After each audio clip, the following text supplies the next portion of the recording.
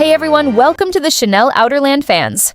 They warned us, not with words, not with speeches, but with silence.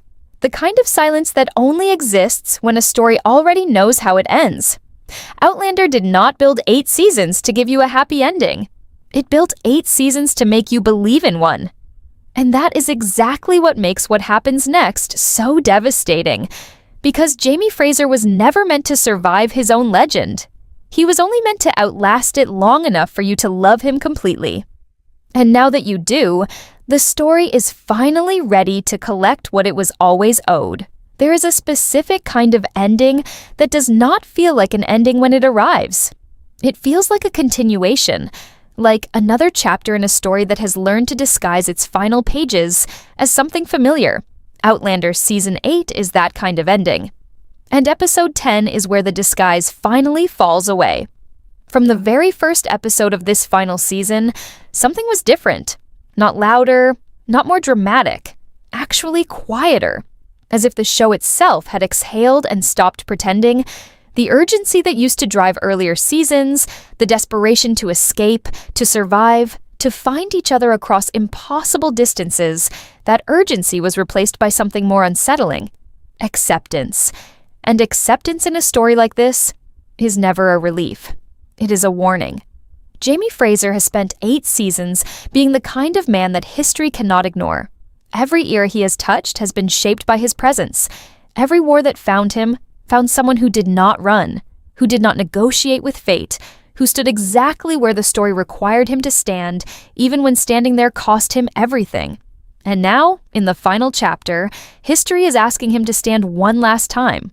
Not because he is undefeated, but because he is unfinished. That is what makes Episode 10 heavier than anything that came before it.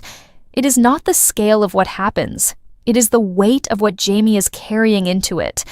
His family, for the first time in this entire story, is not broken. William has found him. Relationships that were fractured by silence and misunderstanding have quietly softened into something that finally resembles peace. Jamie Fraser, the man who has lived his entire life in the middle of other people's wars, has somehow arrived at a moment of stillness. And the cruelest thing this story does is let him feel it. Let him stand inside it. Let him breathe it in. Because it knows exactly what it is about to do next. Peace in Outlander has always been temporary, but this time it does not feel temporary. It feels earned. It feels real. And that is precisely why it feels like a goodbye. Claire feels it before anyone says a word.